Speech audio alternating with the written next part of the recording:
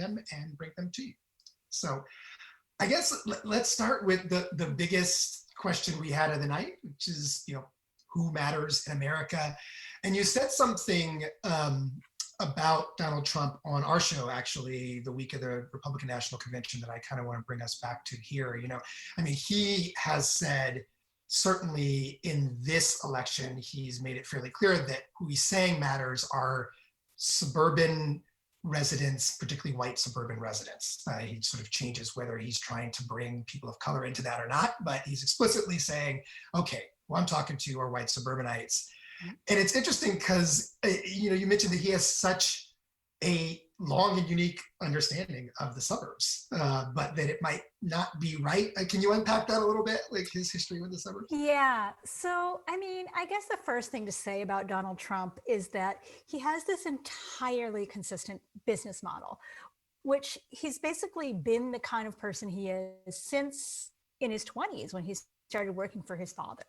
And so that was in the sort of 1970s when, we sort of know what was going on with New York. There was these incredibly, decades of white flight. There were all kinds of things to stimulate racial segregation in New York City. And the Trumps really benefited from that by the location of their projects, which were sort of out in the outer boroughs and, what is called in political parlance, white ethnic enclaves. But the Trumps, who got millions and millions and millions of dollars in federally backed loans. It was the federal government and we, the taxpayers, that really launched the Trump business. And the Trumps used that to create a housing project, which the Justice Department sued them for being basically whites only.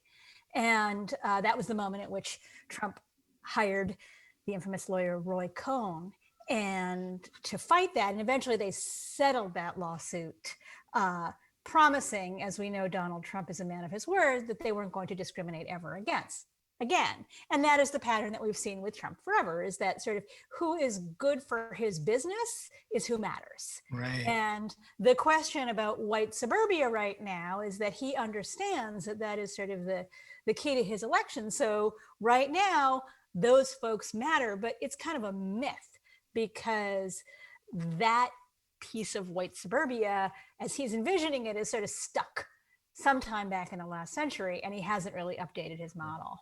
And do you think it changed between, 2016 when this started and now, in terms of, if you're pointing out that like who matters to him is what matters to his business? Has that shifted?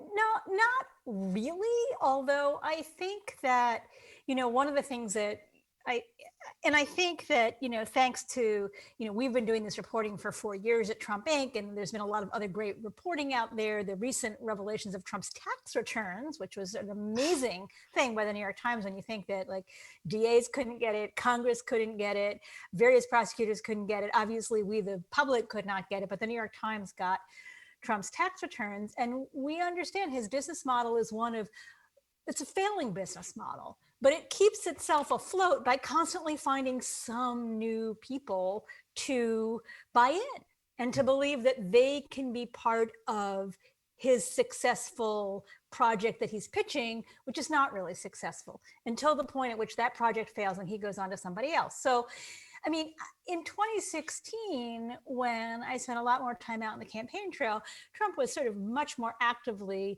pitching himself to sort of white, rural, non-college educated voters. And this year, he has come to understand that he can't win with just those people, which is why he's talking so much about suburbia. But on the other hand, like who understands Trump's strategy? It's kind of nuts, right? That's what he was talking about at his convention.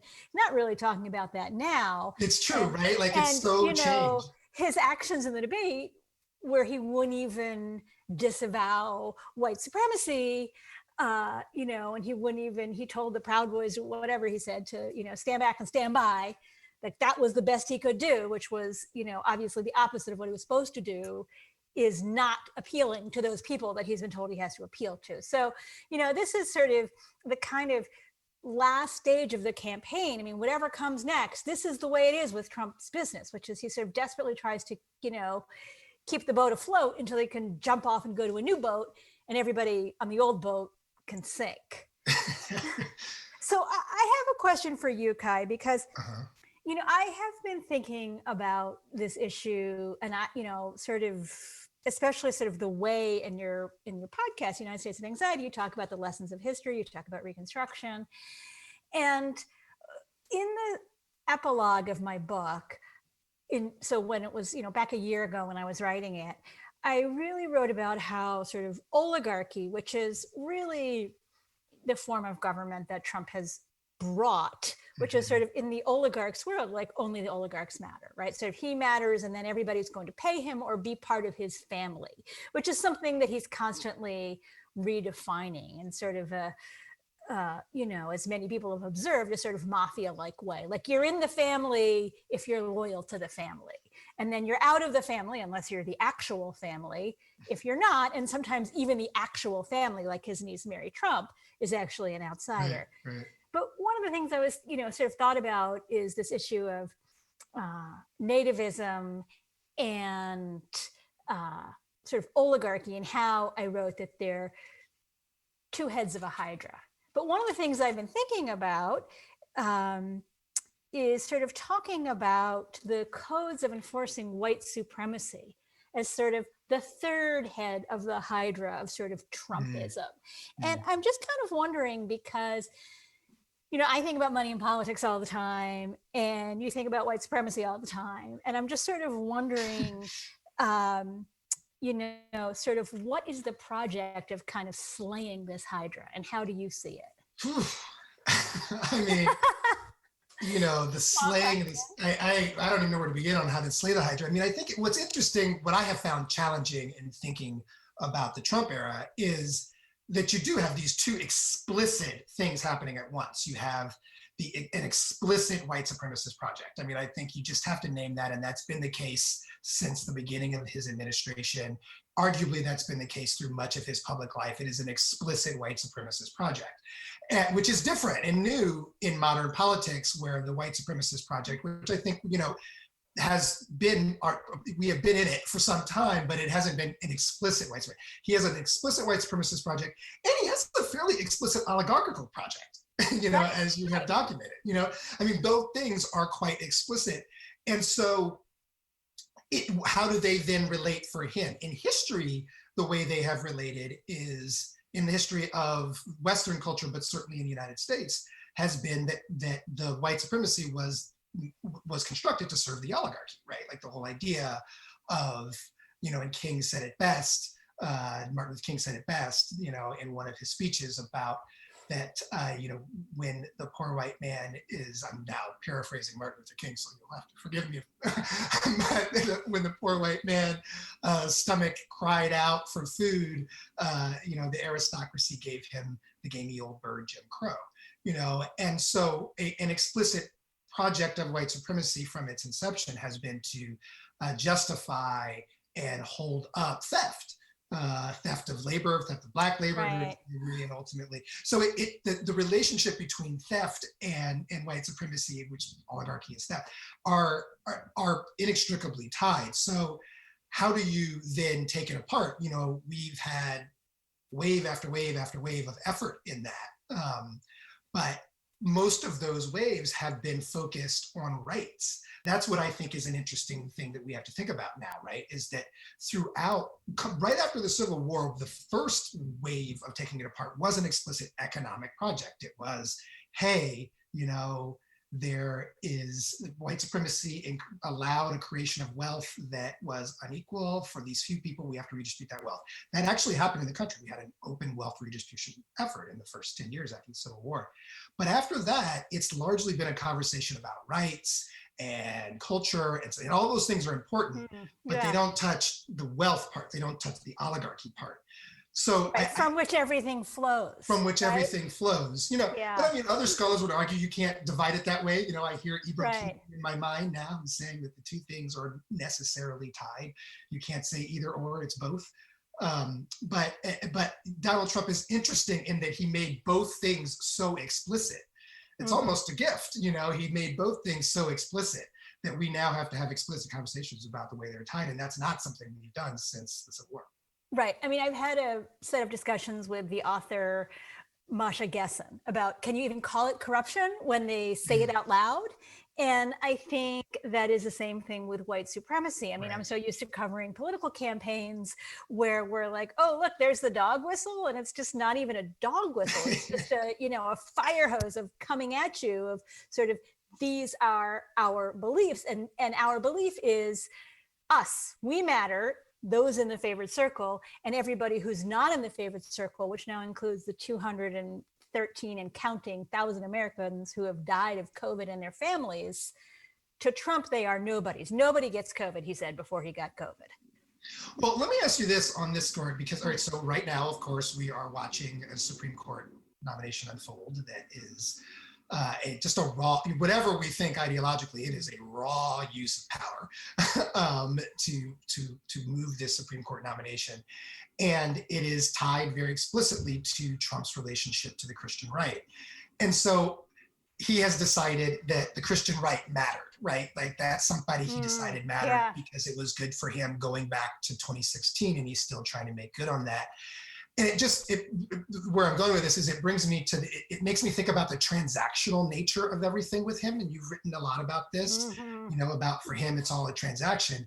But what I'm wondering about is the people on the other side of the transaction, for whom in your reporting, it usually doesn't work out well.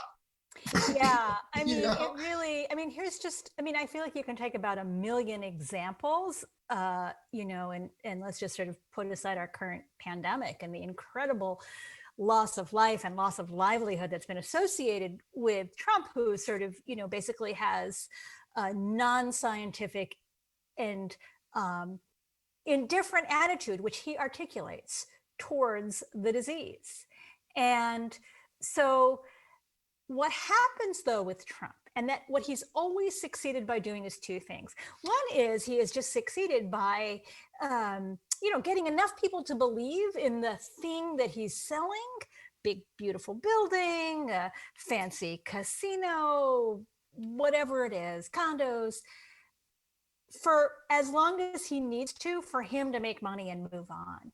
And frequently, a real phenomenon is that people are incredibly embarrassed. One of the things that I learned in writing my book is that when the New York Attorney General's office started calling the victims of the Trump University scam, they would cry because they were so ashamed by the fact that they had bought in that they couldn't even talk to anybody about it. They couldn't go file a complaint themselves because they were sort of like, here's this great businessman. How was I bamboozled? What did I do wrong?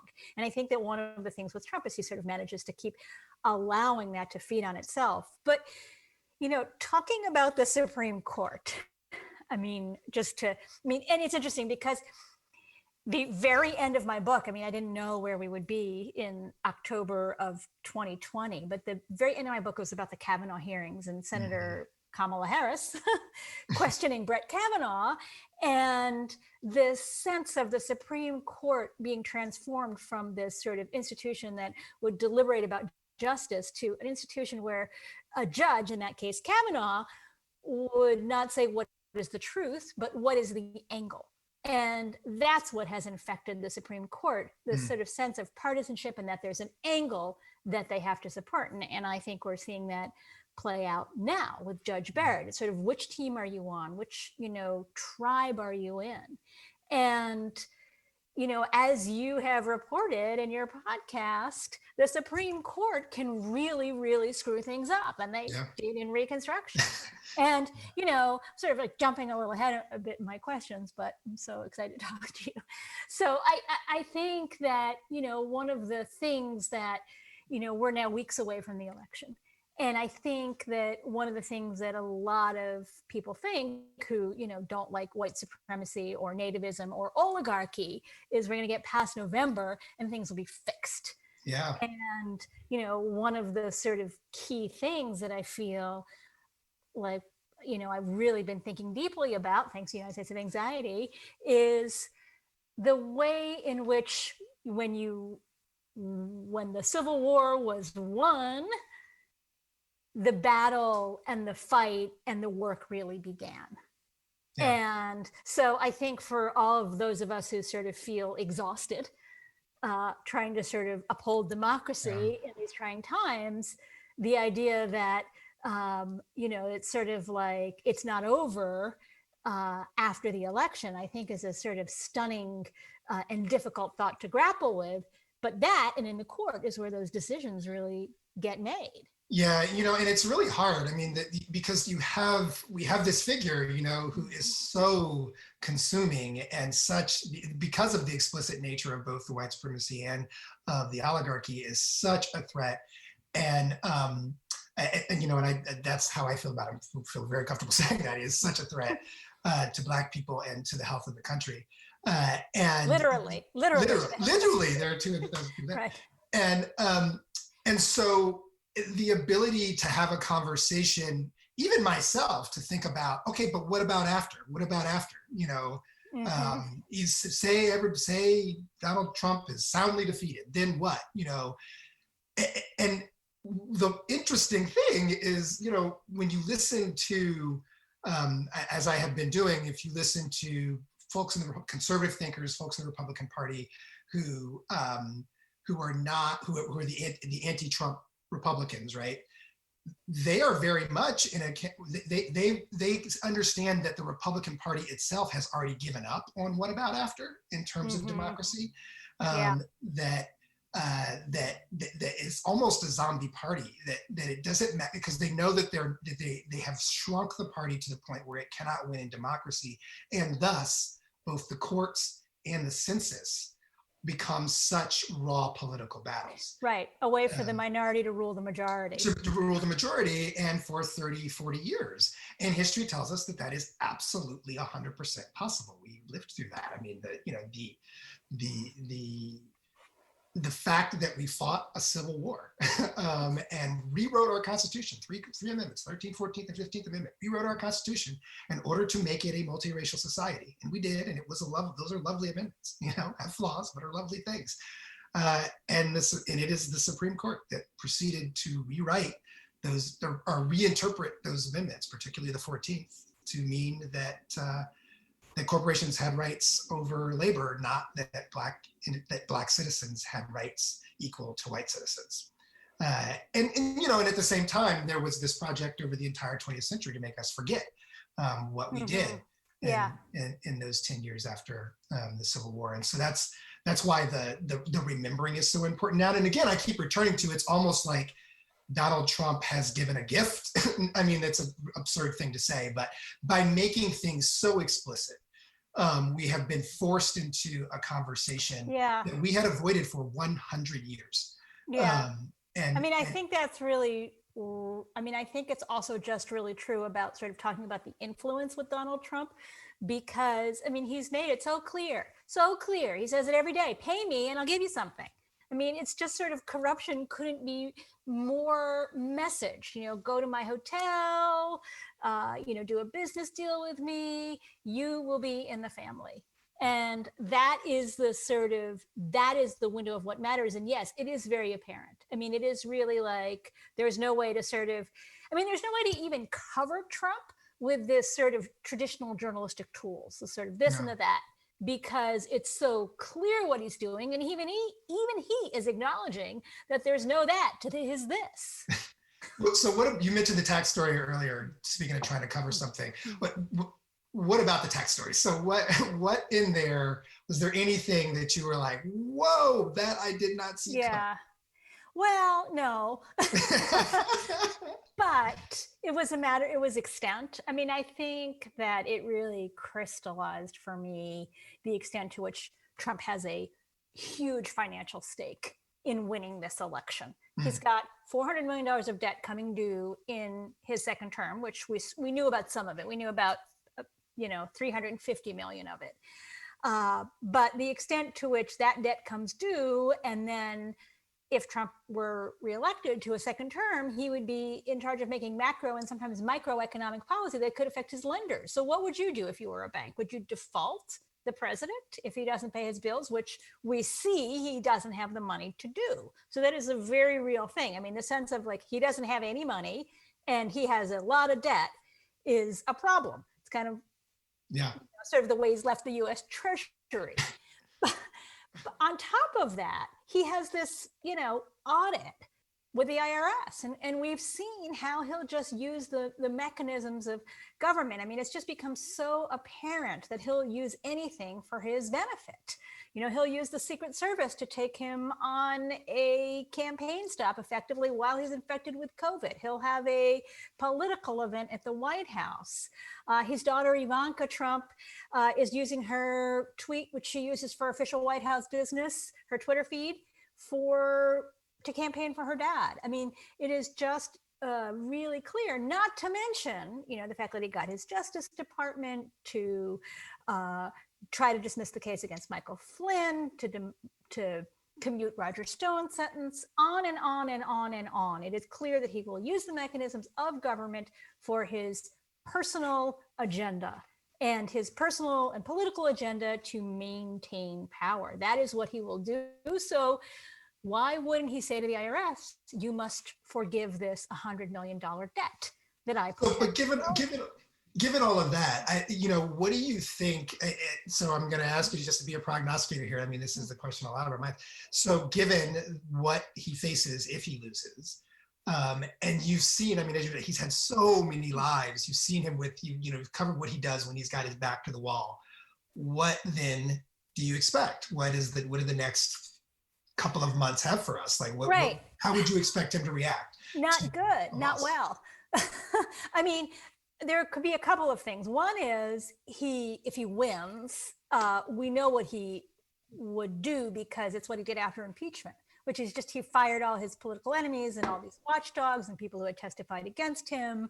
And he became, I think that there was a little bit of a sort of cat and mouse going on before the end of the impeachment trial where he would try to make it seem like he wasn't just completely violating norms, but now everybody can see it. Everybody can see what he's done to the Justice Department, sort of using it as his personal lawyer, including actually using the Justice Department as his personal lawyer in the case where E. Jean Carroll, the former advice columnist, is suing him for sexual assault. And in that case, he's actually using the Justice Department to defend himself. So I think that he's made it plain that he will do that, and he would do it even more so were he reelected. What would happen if he weren't reelected? Well, what happens in a normal transition is all kinds of patronage hires, contracts going out to your friends, regulations being removed from your donors. That is in a normal political administration that happens. And we've seen that Trump just wants to sort of continually help out his friends. So were he to lose, I would expect a very intense period of attempted grift of the kind that we have seen that has taken place during his administration. Oh, wow. Now, I should say that, one of the things about it is he's not the best person at executing, which is, why he's such a, his so many business losses. So there have been a lot of people who have, tried to buy influence that he hasn't been able to quite deliver for them, which is a sort of a particular phenomenon of Trumpism. On the other hand, if you're a business person and you have to give $300,000 or buy a block of rooms at the hotel, or, T-Mobile spent $200,000 at his hotel while they were lobbying the Justice Department for support of their merger, and then got that. So these are small sums. Yeah. So even if you don't get what you think you're going to get, it's not a huge investment for somebody in business. And that's the sort of money and politics cycle that Trump has really turbocharged. It's always been there. He was somebody who played the game from the other side when he was a private businessman, and now he's just, it's just accelerated beyond belief.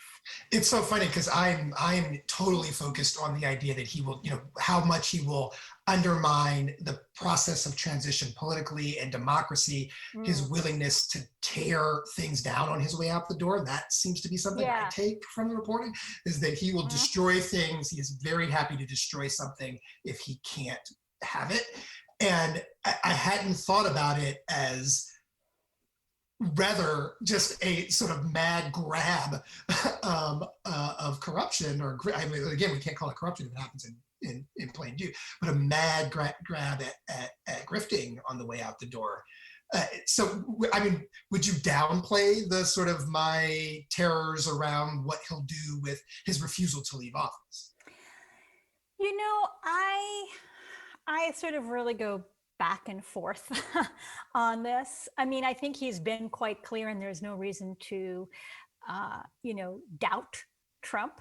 It's the Maya Angelou quote, right? When, I don't think the word that she used was oligarch, but she says, when the authoritarian or whatever she said says something, believe him. Believe and them Trump, when they tell you about themselves. Right. And Trump has been very clear. He's like, well, we're going to see if it's an honest election. But of course, he's predefined what honest election is.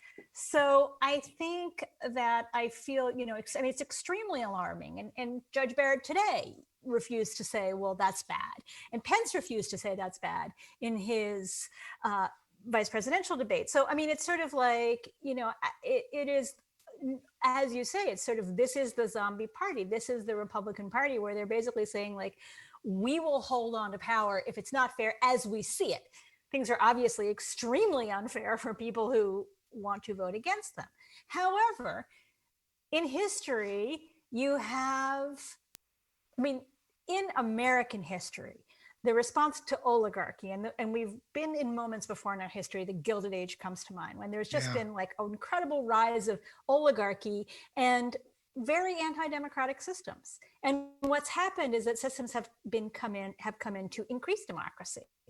So you had, at the turn of the last century, you had the progressive era, you had various reforms, you had labor laws, you had the first federal income tax, you had direct Senate voting, you had women's right to vote. So all of these sort of more democratic measures were, ways of sort of checking that. And it's not like we've ever been a totally non-oligarchic, egalitarian society, but we've been worse and we've been better. And now we're definitely in a moment of incredible inequality, which Trump helped to build even before he was in government by sort of having this transactional view. He would pay somebody to get something from the taxpayers, basically take money from the taxpayers and then not give back. But what we know from history is that the antidote is more democracy. And what we see now, it's interesting, with all of this early voting and with, sort of people sending in their mail-in ballots early and people being hyper aware weeks out, there is a great interest in voting, and people seem to be very willing to overcome the obstacles. Michelle Obama said, bring breakfast when you go to the polls in case you're there all night. And people are, understand the stakes. So that, I sort of feel like as people are voting, I have, slight glimmers of hope that sort of exercising the franchise will make it extremely difficult for Trump to not leave, but only if enough people do it. Really, a lot of people do it. We're going to get to your relationship to hope in a minute, but on that point, there were, early voting began in Georgia yesterday, and they had a record turnout in history for early voting in Georgia. Now the question is, what happens to all these votes on the back end? Do they get counted? So that's another matter. Let me first do some business. So as we're winding towards the end, we got about 10, 15 minutes here left. I want to make sure we have time for questions from the audience. So please start dropping them in if you have them, whatever platform you're listening on, drop it in, whatever you want to ask. We will work, we'll call it and work. Also, I should take a moment to say that these kind of conversations, we are thrilled to be able to bring you because, it's a difficult moment, and to be able to still gather in this way, in the way that we normally would at the green space. Instead, we're doing it virtually, and we're able to do that because we're committed to it. But and you hear, I think you know where I'm going here, that costs money. It does cost something for us to do this.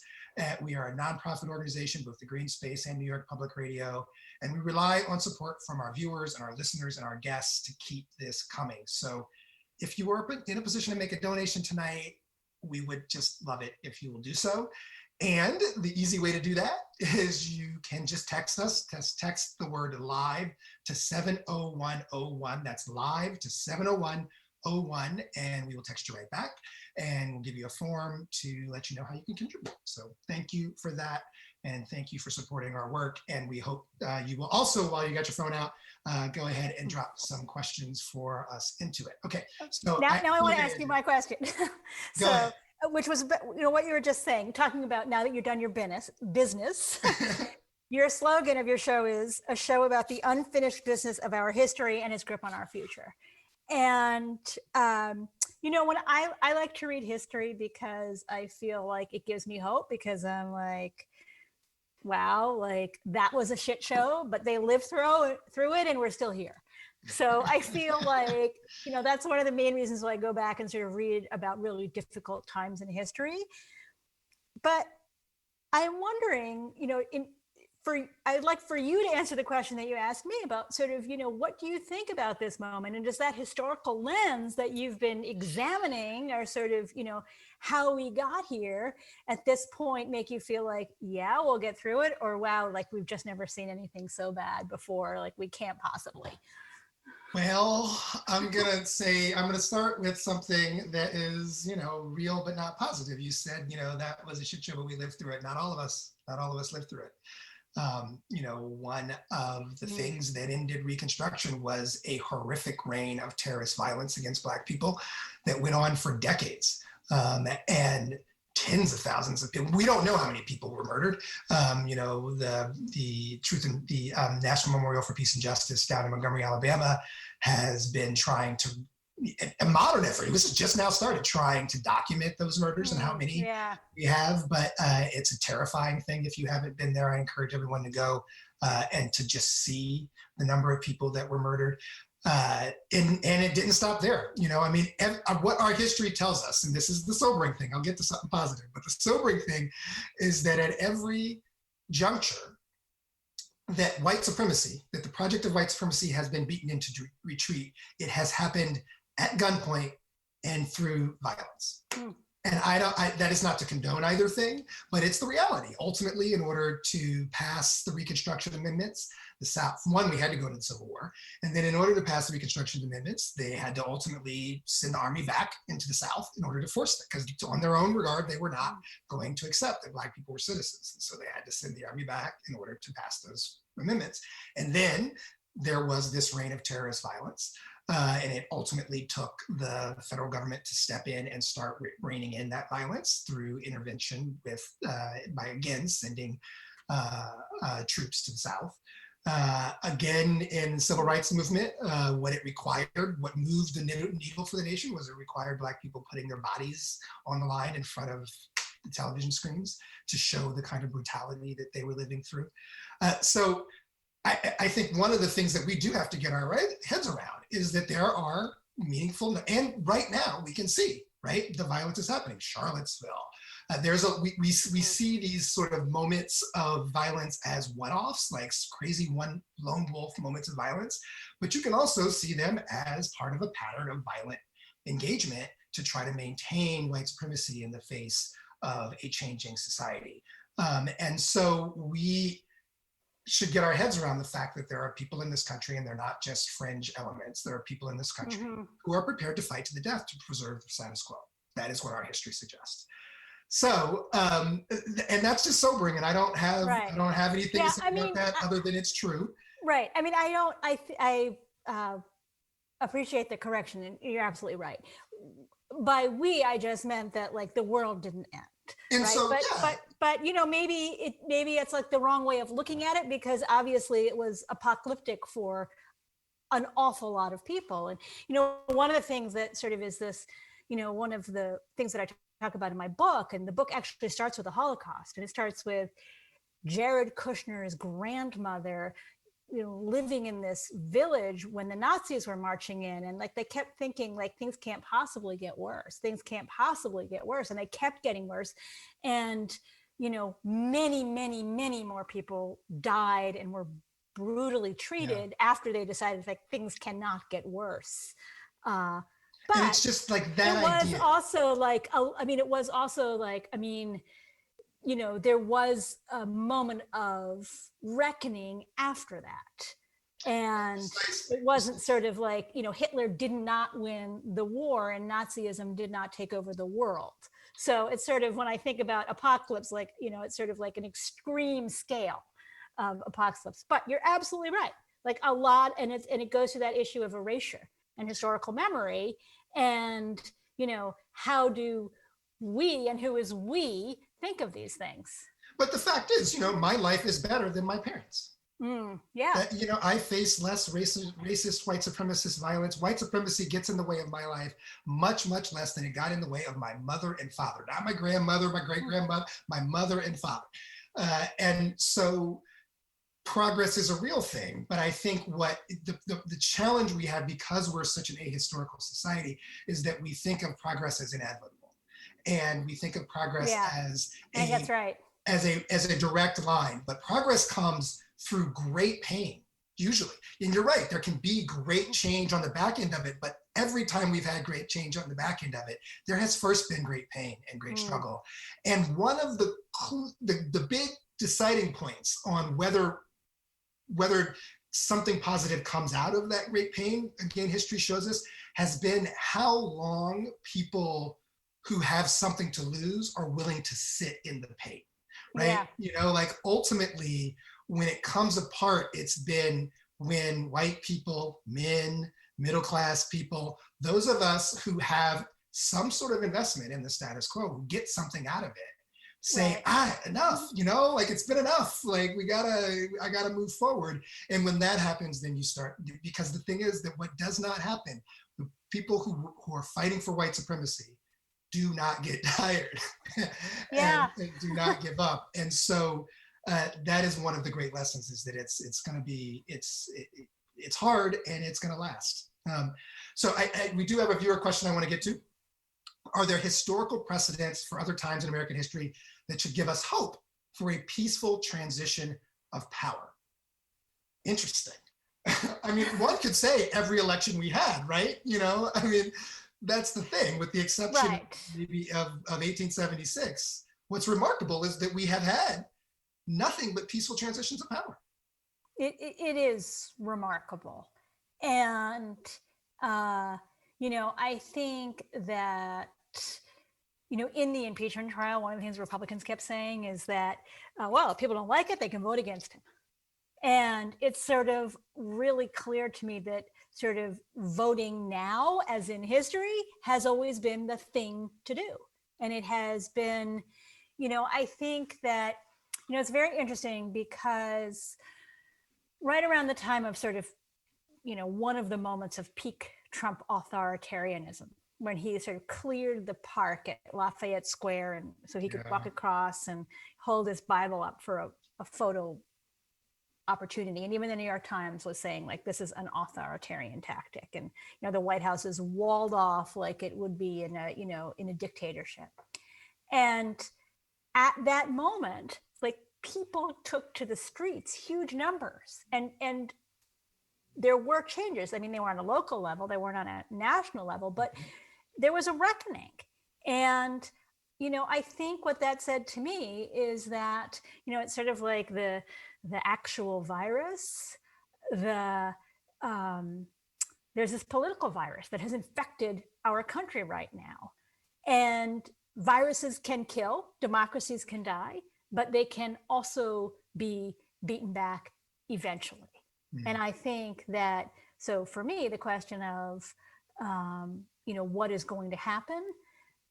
Are there enough people in this country that believe that? We will find out, and it won't be that long now. Yeah. Or it'll either be weeks or months. We'll have to see, but we will find out. Absolutely. One other thing I want to ask you, we're running out of time, but I did have to get to this question, is, I think one of the things, and this is hard to talk about, but one of the things that some people watching the president get COVID, there was a sense of satisfaction for people because it felt like a moment when there were consequences to his actions. That he made choices, and a rare moment in the history of Donald Trump's life where there were consequences to his actions.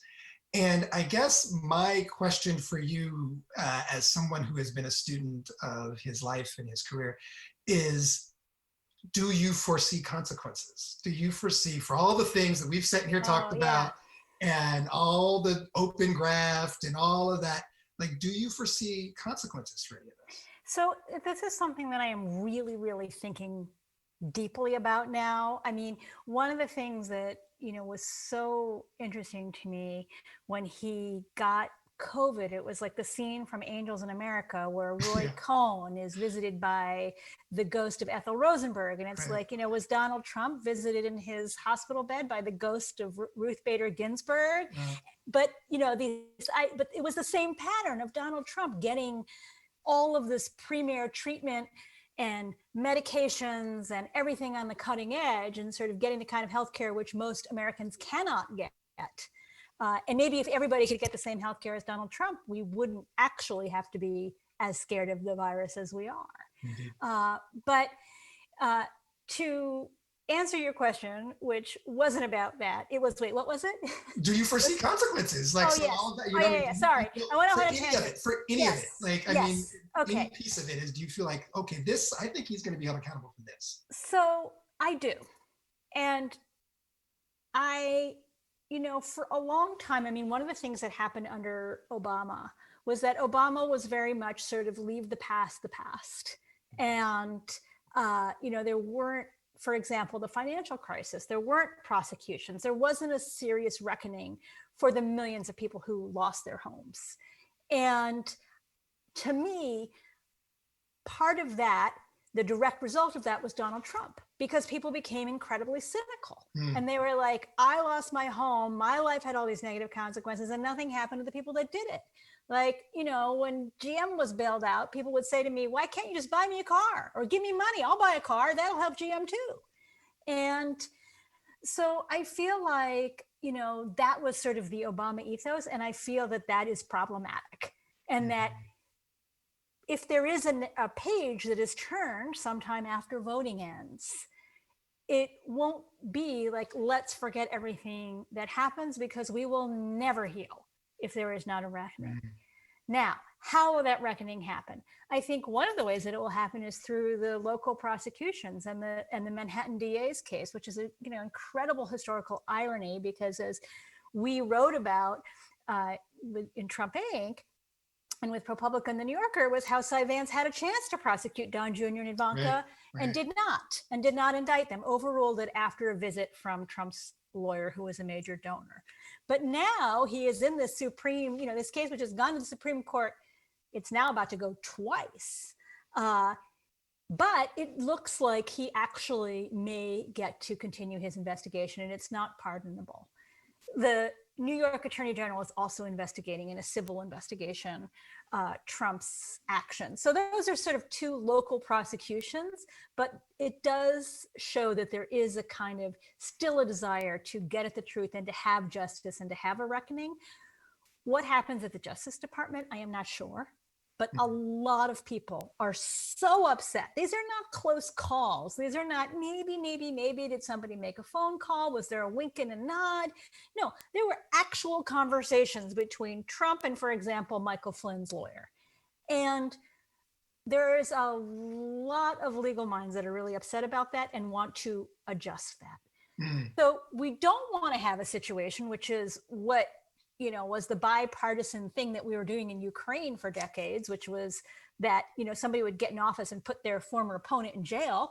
We don't want that, but we do want an excavation of possible crimes that happened here, and also sort of, not just kind of actual criminal crimes, but wrongdoing. Like, we really want to understand that, and we really want there to be some kind of consequence and reckoning. And I think that eventually it will happen. I mean, I think that if it is a really difficult world to imagine where none of that happens, because even were Trump to win re-election, it would be unclear to me how he would prevent these sort of local prosecutions from going forward. Because they're unpardonable. Right.